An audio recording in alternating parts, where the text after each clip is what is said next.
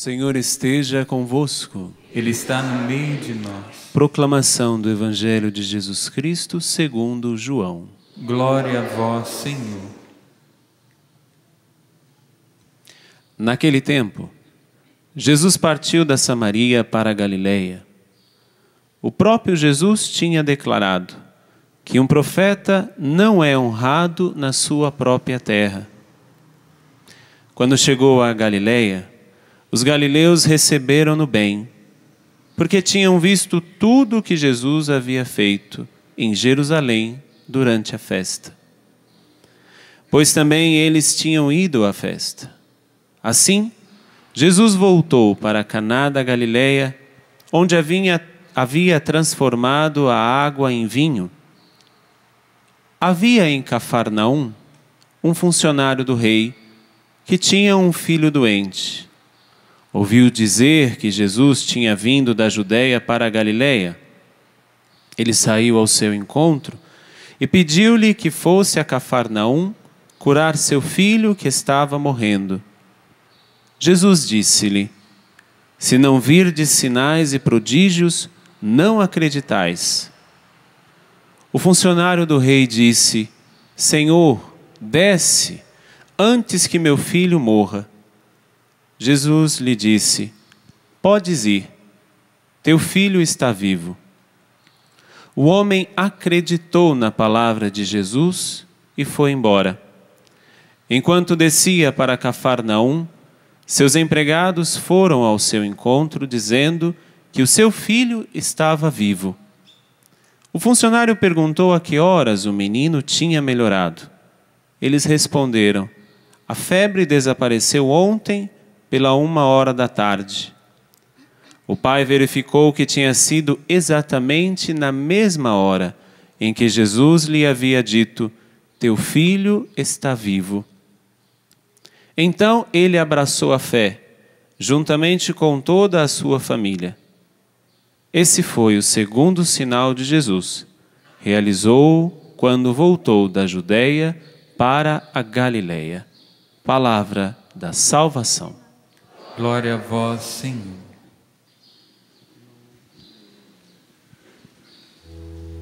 Louvor e glória a ti, Senhor. Cristo, palavra de Deus.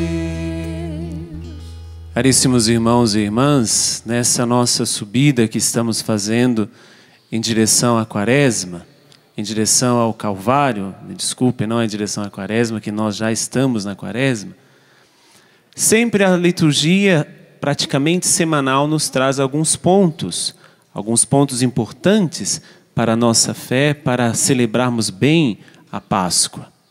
Hoje nós ouvimos do livro do profeta Isaías a promessa de Deus de uma construção de novos céus, de nova terra, a promessa de Deus que o povo terá vida longa, a promessa de Deus pela boca de Isaías que o povo terá uma prosperidade. Mas ali o povo está voltando do exílio.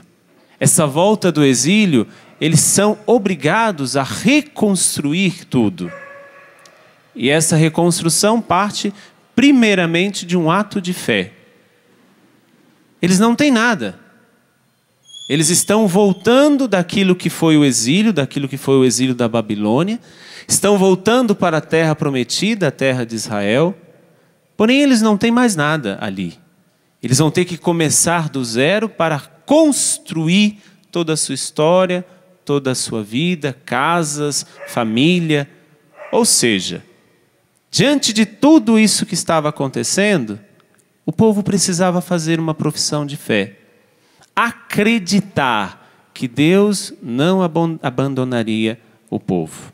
Mas pensemos uma coisa, é preciso reconstruir. E reconstruir sobre o quê? Ou sobre quem? Eis aqui a pergunta que eu quero fazer a você nessa missa. Cada vez que nós recebemos um chacoalhão, qualquer que seja, cada vez que parece que a nossa vida está destruída, Cada vez que acontecem situações de doenças, de morte, de tristeza, de desespero, onde nós reconstruímos a nossa fé. Podemos até chegar ao ponto de dizer que não temos mais fé. Porque como que o Deus que eu acreditei, o Deus que eu busquei, me permite viver tal situação? Muitos podem até se perguntar, onde é que está Deus nessa situação? Onde é que está Deus? Por que não me ajudou? Mas onde é que nós temos base para reconstruir a nossa fé? Sobre o que e sobre quem nós temos base para reconstruir a nossa vida, reconstruir a nossa fé, a partir de uma destruição. Aí entramos no evangelho de hoje. Essa reconstrução que ela tem que começar do zero. Essa reconstrução que parte não de algo externo, não de algo que eu já tenha construído, mas essa reconstrução que parte do zero. Mas parte do zero, mas eu tenho algo no meu coração. Aqui no evangelho nós temos dois personagens que eu quero fazer você pensar um pouco. Primeiro personagem que é o povo da Galileia. Jesus foi a Jerusalém, foi à festa, ele era judeu, ele foi comemorar a festa em Jerusalém, volta à Galileia, volta à sua terra. E o evangelho diz que Jesus volta à terra, mas ele mesmo tinha dito que um profeta não é bem aceito na sua terra. Mas ele volta. E ali a surpresa, o primeiro personagem. Todo o povo começa a receber o Senhor bem.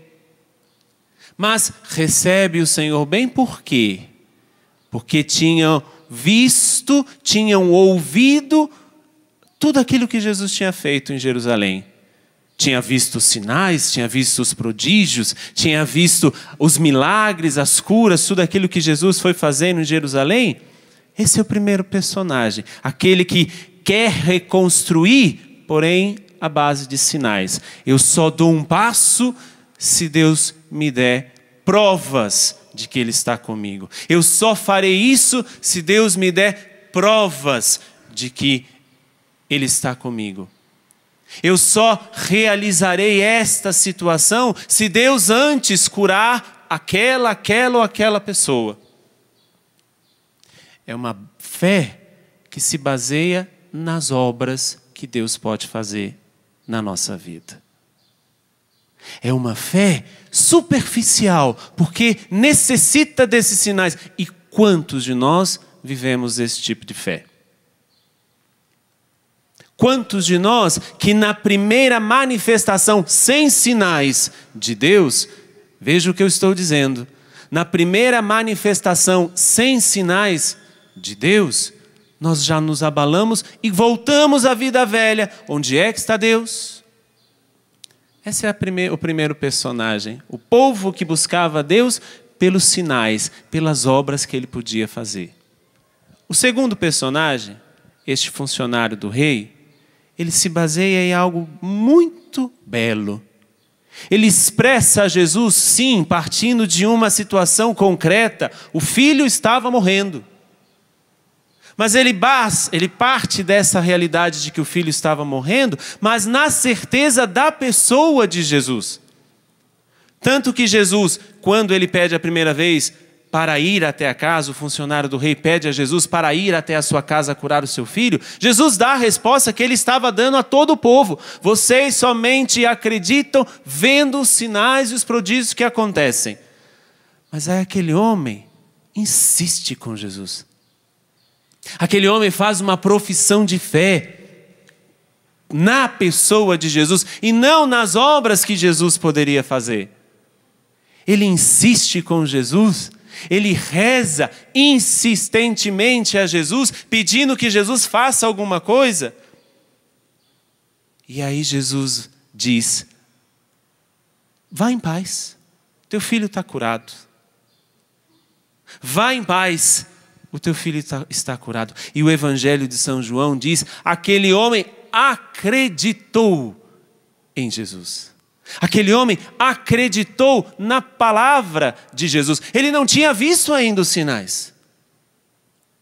Ele não tinha visto ainda que o filho estava curado. Ele acreditou naquilo que Jesus disse. O que é que Jesus tem dito a você? Porém, para que Jesus nos diga alguma coisa, eu preciso primeiramente aproximar-me dele. Eu primeiro preciso aproximar-me dele para ouvir o que ele tem a me dizer. Eu preciso me aproximar dele para sentir a presença dele na minha vida.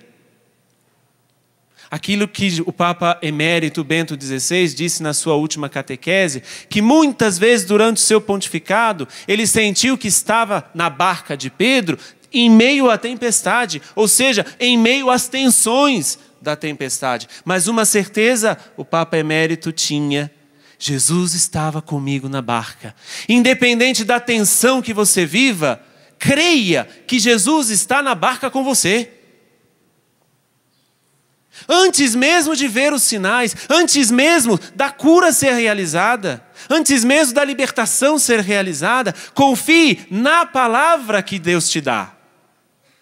Ele está com você na barca.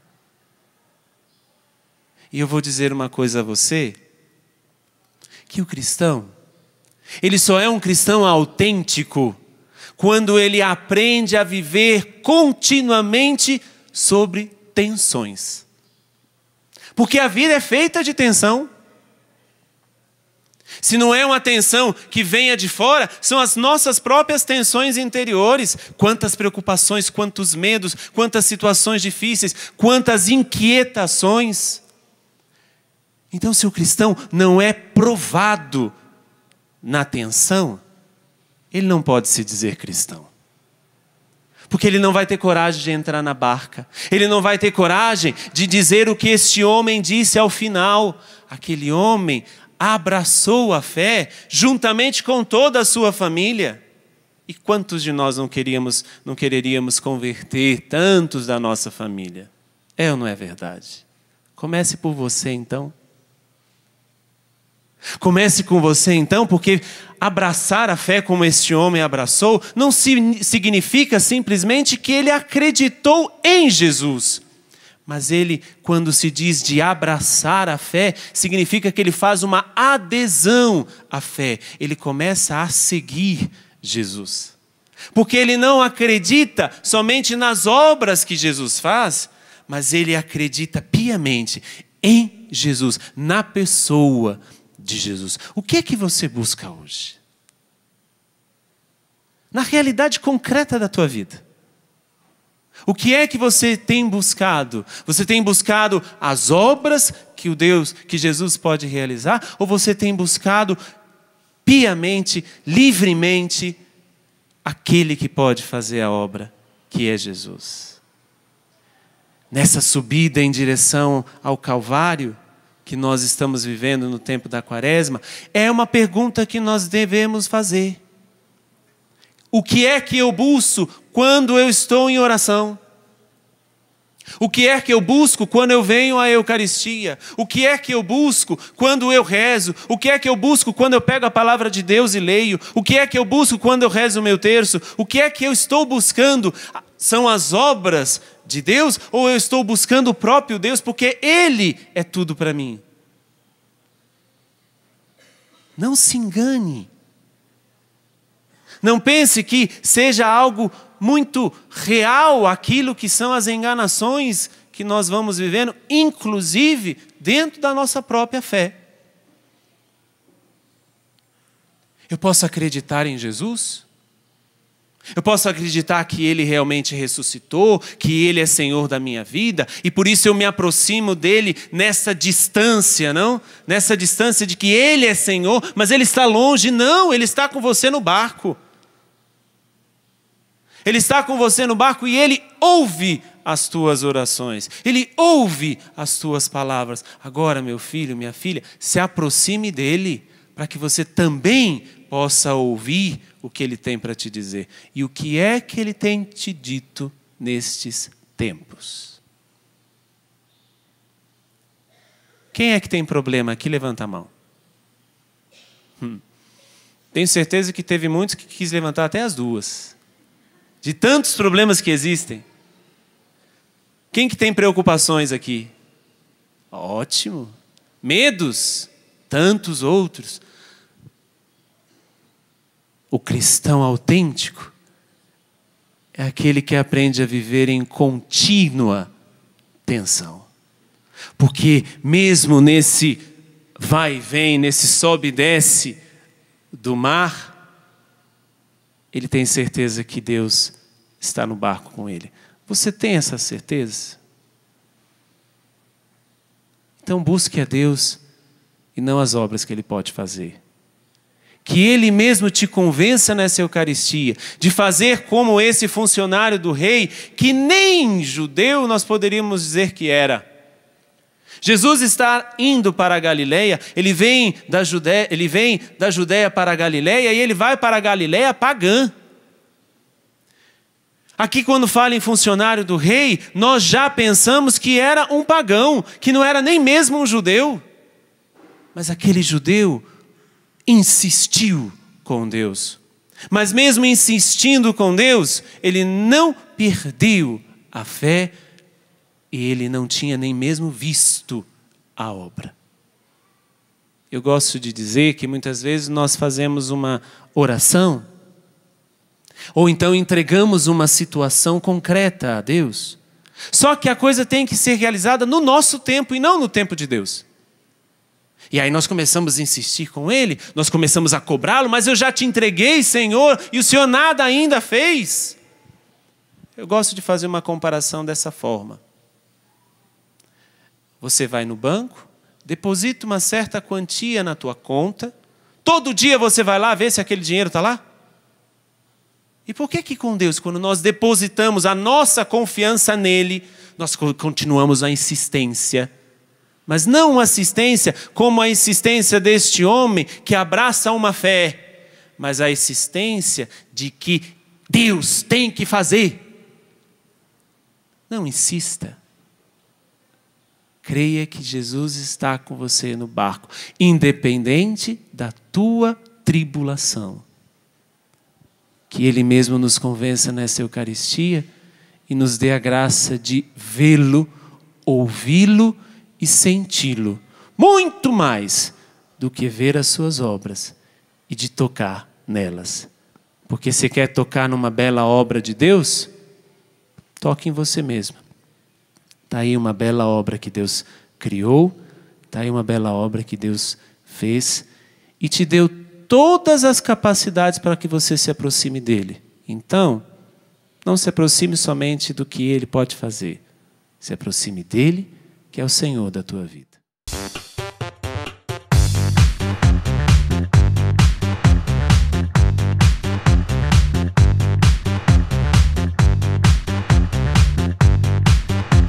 cançãonovaplay.com. Assine já!